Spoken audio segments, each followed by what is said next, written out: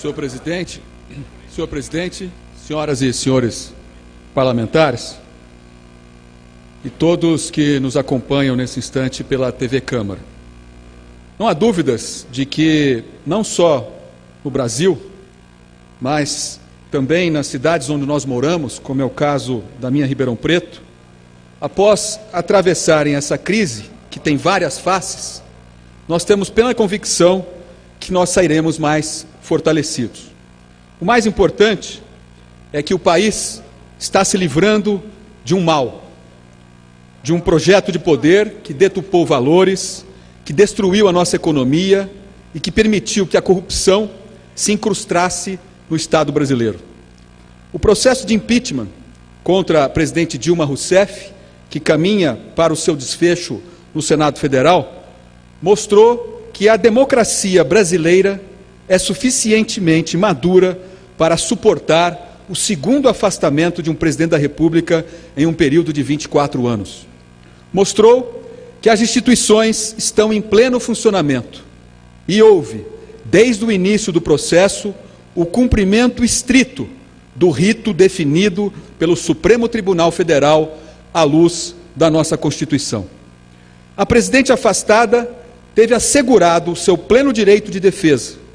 Até recorreu, inclusive, ao Supremo Tribunal Federal para tentar atrasar o processo, mas não conseguiu, dadas a responsabilidade e lisura com que o processo foi conduzido na Câmara e agora no Senado.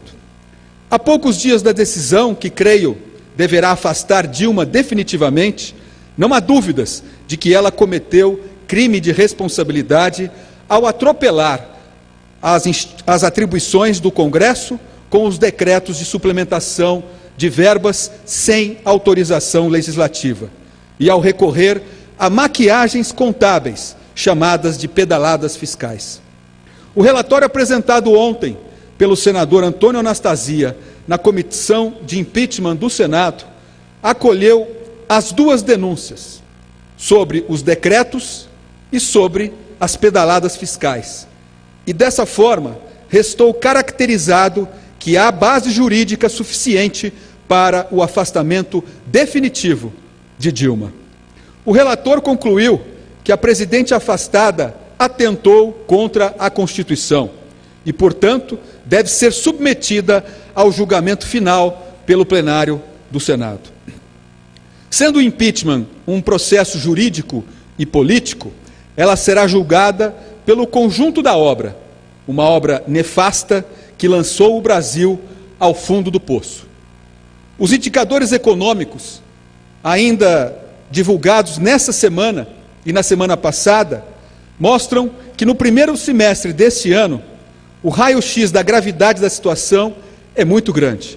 Serão 2 anos em que a economia brasileira irá encolher, quadro observado apenas entre os anos de 1930 e 1931, quando houve o crash da Bolsa de Valores dos Estados Unidos e que abalou a economia de todo o planeta. De abril a junho deste ano, a taxa de desocupação, ou seja, o desemprego, algo terrível na vida de qualquer família brasileira, bateu os 11,3%. Ou seja, são 11 milhões e 600 mil brasileiros e brasileiras sem trabalho, desempregados, sem renda. Para quem está entrando no mercado de trabalho, portanto, os mais jovens, a situação é mais dramática. A taxa de desocupação dos jovens é 2 vezes a média nacional.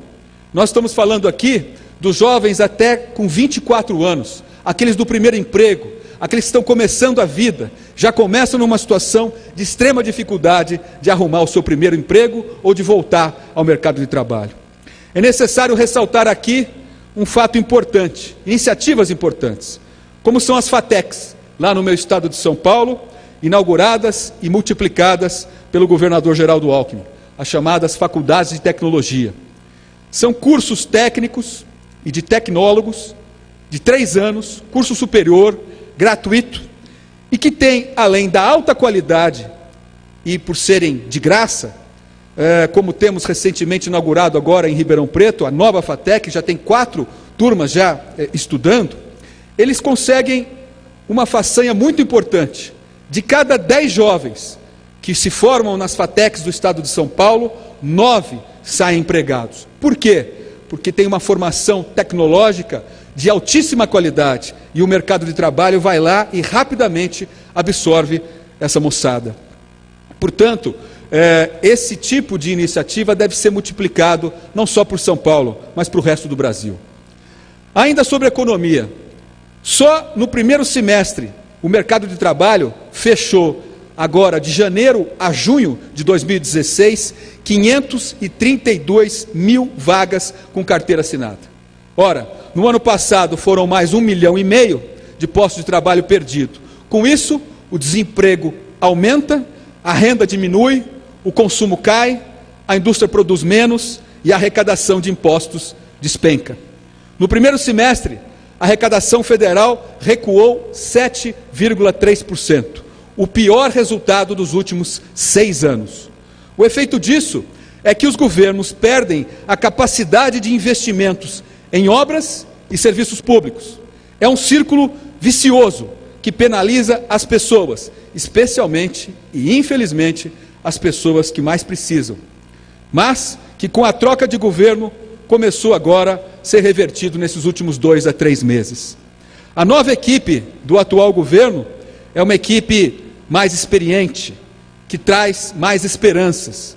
A presidente afastada Dilma, que se apressa para atribuir ao seu governo a melhora na economia, não veio a público reconhecer que o aumento do desemprego, do fechamento de postos de trabalho e a queda na arrecadação são heranças, sim, suas, e não do atual governo que a sucedeu.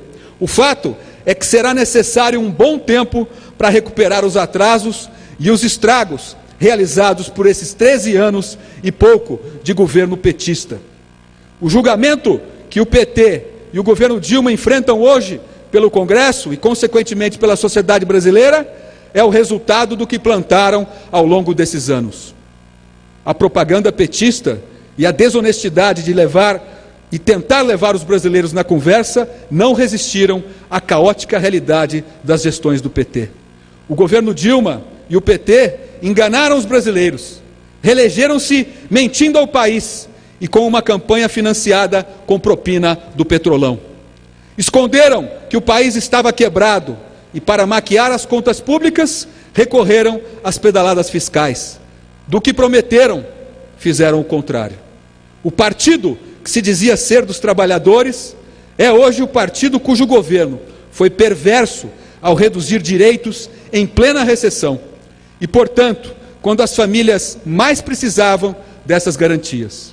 O PT, que se elegeu dizendo ser o defensor dos mais pobres, hoje é o partido que se beneficiou e alguns dos seus se enriqueceram com os bilhões desviados no escândalo de corrupção na Petrobras. Chegaram ao ponto de recolher propina às custas de servidores e aposentados endividados que buscavam crédito consignado. Os funcionários que faziam esse tipo de empréstimo com bancos acabavam pagando. São 11 milhões e 600 mil brasileiros e brasileiras sem trabalho, desempregados, sem renda.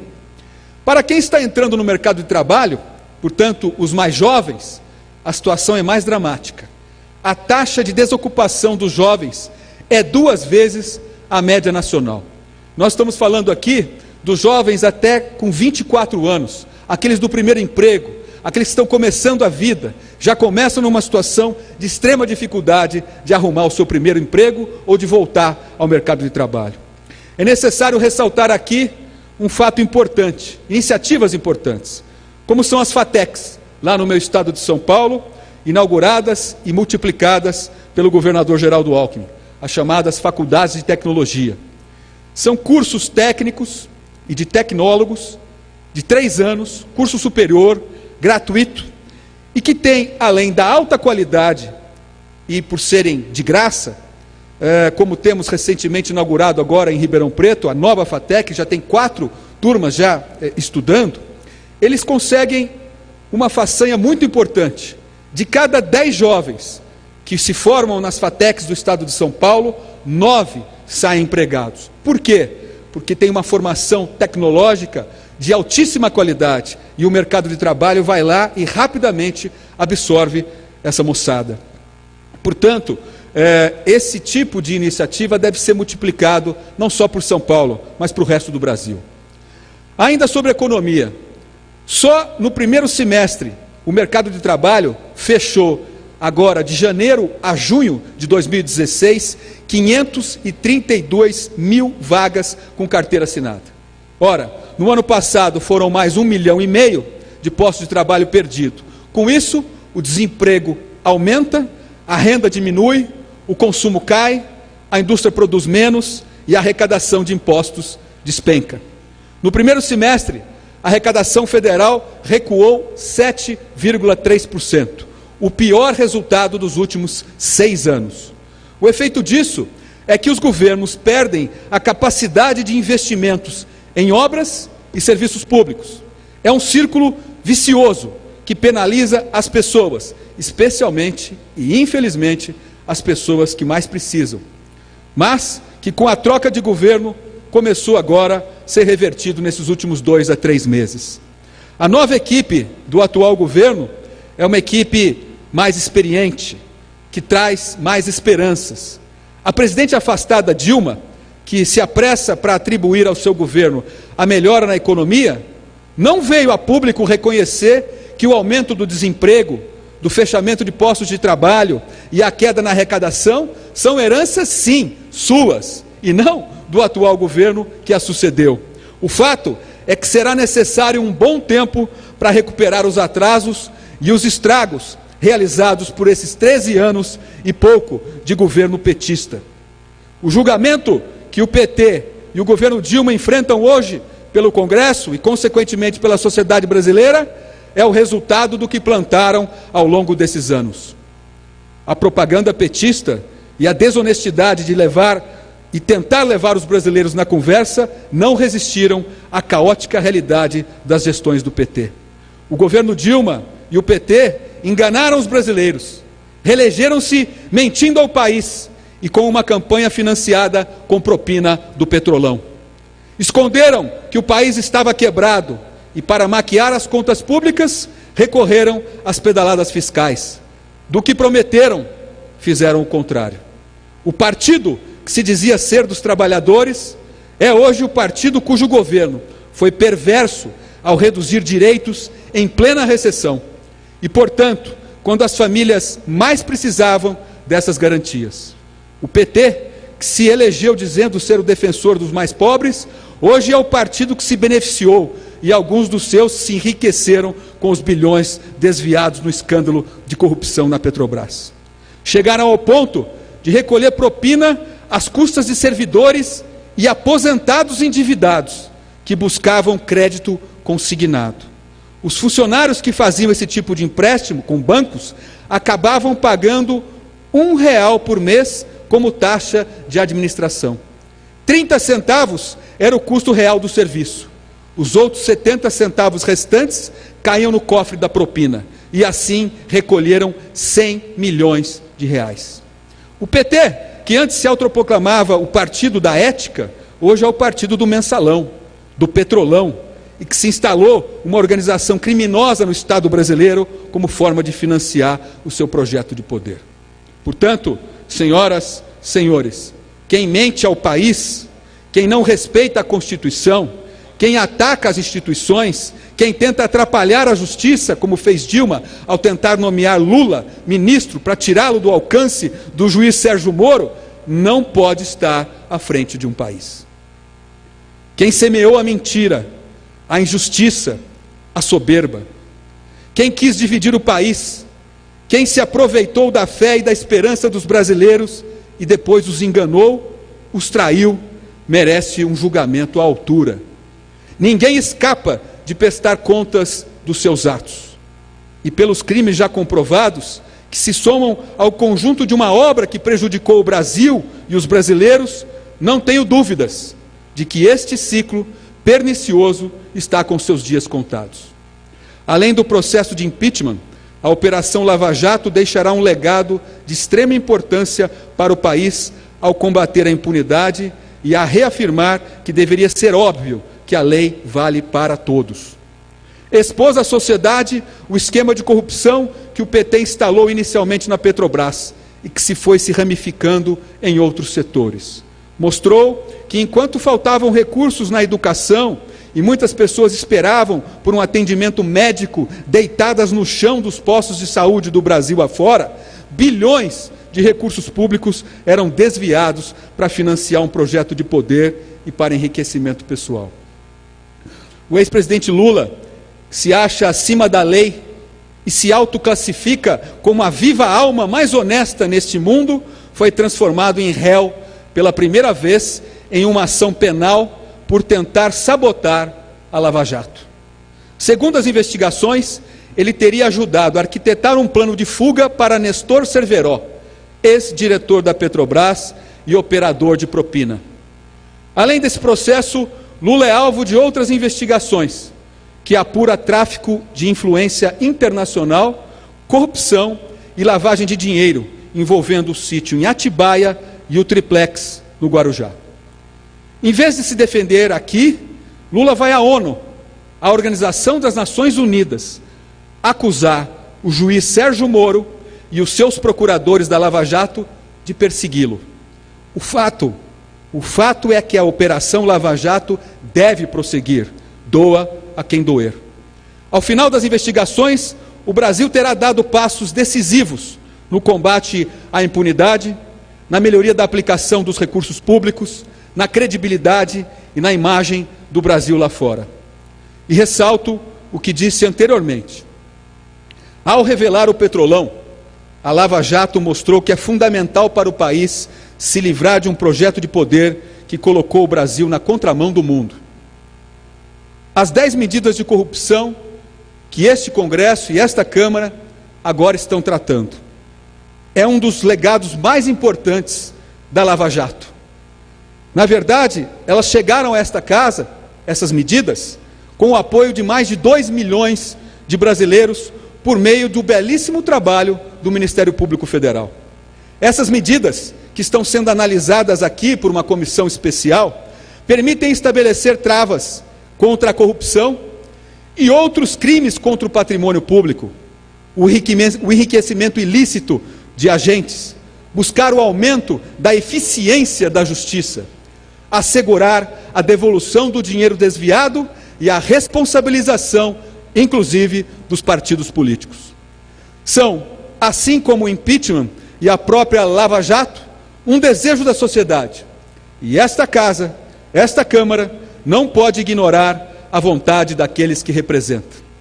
Senhoras e senhores, apesar dos indicadores negativos da economia brasileira, herança da incompetência e da irresponsabilidade dos governos do PT, do processo de impeachment, que sempre é um momento difícil para o país, e das investigações em torno da corrupção entranhada no Estado brasileiro, eu não tenho dúvidas nenhuma de que o Brasil sairá fortalecido dessa travessia.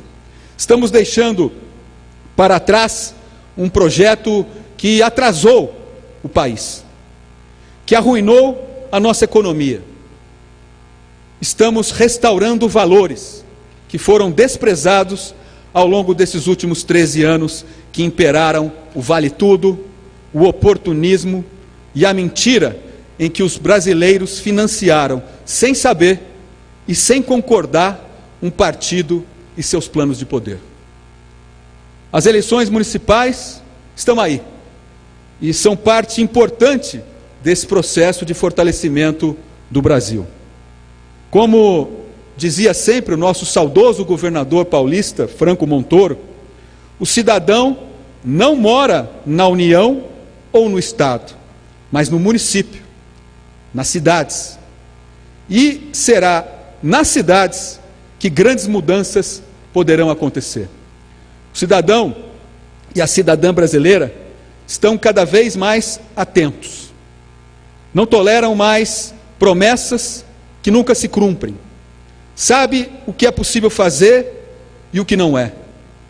Não se deixa mais enganar nas propagandas sofisticadas e pelo discurso fácil da crítica pela crítica.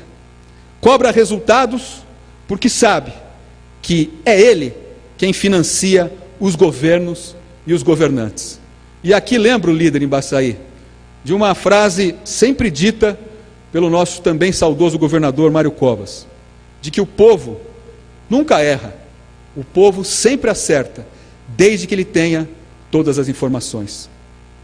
E essa é uma máxima da democracia, porque às vezes nós chegamos a resultados prejudiciais à população, não porque o povo errou, mas porque não houve informações suficientes para que aquele conjunto do eleitorado pudesse tomar as decisões mais acertadas. Ninguém vota contra si, ninguém vota contra seus filhos, ninguém vota contra a sua prosperidade.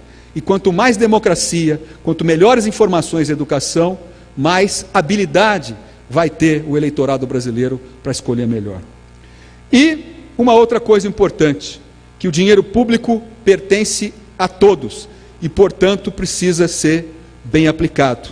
Bem diferente da concepção que se saiu nesses últimos 13 anos e meio, de que dinheiro público não pertence a ninguém, e assim pode ser drenado pelos ralos da corrupção. Concedo a parte ao nobre líder, deputado Antônio Embaçaí, líder do PSDB. Deputado Duarte Nogueira, eu fiz a mais absoluta questão de estar aqui hoje nessa sessão, para dar o meu testemunho a todo o Brasil, em especial a São Paulo, a sua querida Ribeirão Preto, do meu amigo e líder, e sempre líder, Duarte Nogueira. Cheguei aqui nessa casa em 2011 e tive a alegria, a honra de tê-lo, deputado Nogueira, como nosso líder. Um líder de temperamento cordato, respeitoso, que estabeleceu a harmonia dentro de uma bancada valorosíssima, a bancada do PSDB, e tudo isso fez com que o seu liderado, deputado Embaçaí, pudesse aprender e aprender muito. Sou muito grato a Vossa Excelência pelos ensinamentos que recebi durante aquele período. Devo dizer para todo o país, e falo em nome da bancada do PSDB, que o deputado Duarte Nogueira é um dos parlamentares mais qualificados, um dos melhores do Congresso Nacional. Isso é uma honra para a nossa bancada, é um orgulho para São Paulo e um destaque para o Brasil. Deputado Nogueira, Vossa Excelência, que ao longo da sua exitosa vida pública já ocupou importantes cargos no Executivo Estadual, e eu destaco a Secretaria Estadual de Habitação, a Secretaria de Agricultura e Abastecimento e, mais recentemente, a Secretaria de Transporte e Logística. E por onde passou, deixou sempre o bom exemplo, e mais do que o bom exemplo, deixou ali as obras, deixou ali os serviços prestados ao seu querido Estado de São Paulo, que tanta coisa boa oferece ao país. Um homem honrado, um homem simples, apesar de tantas posições de projeção estadual e nacional, e que acumulou essa experiência administrativa, profundo conhecedor das finanças públicas e, diria assim, com a mais absoluta tranquilidade, o homem que tem a inteira confiança do governador Geraldo Alckmin, a quem também destaco no meu pronunciamento pelo governo que realiza no estado de São Paulo. Por tudo isso, Nogueira, eu sei que Vossa Excelência agora tem um projeto que é um sonho, acalentado pelo amor que tem a sua querida Ribeirão Preto. Vossa Excelência agora marcha definitivamente para enfrentar uma campanha de prefeito, e eu tenho certeza que aqueles que o conhecem aqui no Congresso Nacional, e mais ainda que o conhecem em Ribeirão Preto, saberão escolher o melhor. Saberão escolher o melhor, porque terão um homem honrado, um homem simples, um homem aplicado e dedicado, que vai fazer as transformações que Ribeirão espera e merece. Terá sempre, Nogueira, a confiança e a parceria do governador Geraldo Alckmin. Converso com ele e vejo os olhos do governador brilharem quando vem a perspectiva do amigo assumir aquela importante governança de Ribeirão Preto. Desejo ao amigo boa sorte, aos seus familiares também boa sorte. Siga na sua jornada, da maneira que você se comporta, com civilidade e com respeito. Faça uma bela campanha e seja um grande prefeito de Ribeirão Preto. Que Deus lhe abençoe. Muito grato, líder Embaçaí. É um momento para mim de muita honra poder receber uma parte de Vossa Excelência, que além de colega de bancada, é nosso líder, na acepção perfeita da palavra de liderança, que é aquele que mostra o caminho, ex-prefeito de Salvador, uma das cidades mais importantes do país, governador da Bahia, de modo que, da nossa parte, sempre muito orgulho em poder tê-lo aqui e, ao mesmo tempo, compartilhar dos seus ensinamentos e da sua sabedoria. E do que depender também da nossa parte, essa campanha municipal, nos municípios, de todo o Brasil, são 5.565 municípios no Brasil todo, precisa ter, obviamente, um altíssimo nível de discussão, para que o debate, na verdade, seja o espaço para que a gente possa discutir as propostas e a apresentação de soluções, onde serão feitas as críticas necessárias e, obviamente, apontando aquilo que precisa e deve ser modificado. Reitero que considero que uma boa administração deve fazer algumas coisas muito simples e básicas. Respeitar as pessoas, falar a verdade, não prometer o que não pode ser cumprido, ter honestidade nos propósitos, responsabilidade nas ações, justiça nas decisões e transparência como método. Permite uma parte, deputado? Pois não, deputado Macris. Deputado Duarte Nogueira, eu não poderia deixar de me manifestar em relação ao pronunciamento que faz Vossa Excelência na tarde de hoje. Eu estava até agora acompanhando no meu gabinete a sua manifestação e pude perceber com que competência Vossa Excelência faz um diagnóstico da situação do nosso país hoje. E mais do que isso, da forma como aponta Vossa Excelência, nós temos a segurança absoluta que depois de tudo isso que está acontecendo no Brasil, nós teremos um país melhor. Um país melhor porque ele está passando por um processo difícil, um processo contencioso, um processo de movimento da sociedade, um processo de amadurecimento da democracia e, mais do que isso, a forma pela qual Vossa Excelência aponta o futuro, nós temos a segurança de que vamos, com certeza, achar um novo rumo para esse país.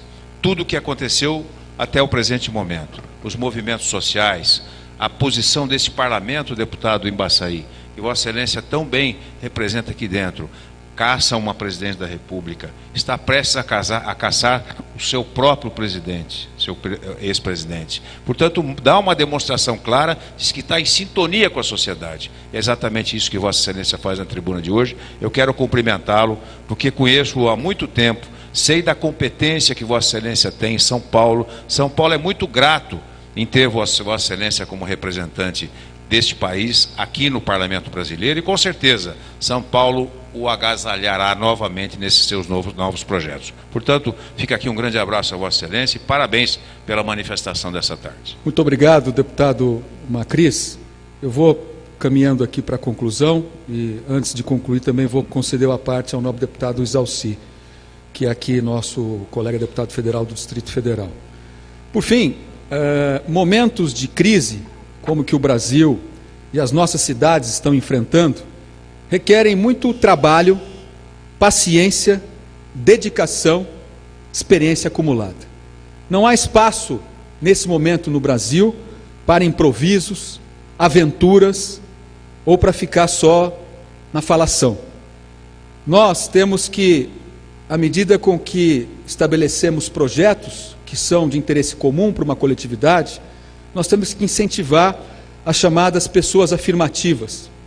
E eu citaria aqui a dona Olga, uma amiga minha lá de Ribeirão Preto, moradora do Campos Elíseos, moradora lá na Avenida Saudade, que além de ser uma pessoa muito simples mesmo, ela ainda encontra tempo para andar pelas confecções do seu bairro, pegar trapos que ela encontra jogado fora das confecções, que não são mais utilizados para finalidade comercial, pega aquilo, leva para casa e faz roupas para as pessoas mais pobres do que ela. Essas pessoas afirmativas são aquelas pessoas que, quando encontram uma árvore quebrada, estragada, ela vai lá e planta outra. Quando tem uma pessoa doente, vizinho seu, ela pega a pessoa e leva para a pessoa no posto de saúde. Nós precisamos ter essas pessoas afirmativas cada vez mais animadas no nosso país e nas nossas cidades. E é com esse exemplo que eu espero que o eleitor brasileiro, que vai estar cada vez mais exigente, e isso é importante para a democracia brasileira, para fortalecer as nossas instituições e os nossos órgãos de interesse público, para que nesse momento nós possamos não só mostrarmos serviço do ponto de vista positivo, mas construirmos na história desse país uma história que garanta credibilidade e esperança para o futuro de todos nós. Com a palavra o deputado Exalci. Deputado Duarte Nogueira, eu só quero, primeiro, o nosso líder Ibaçaí falou aqui em nome da bancada, porque é unanimidade aquilo que foi dito por ele, da tua competência, do teu preparo.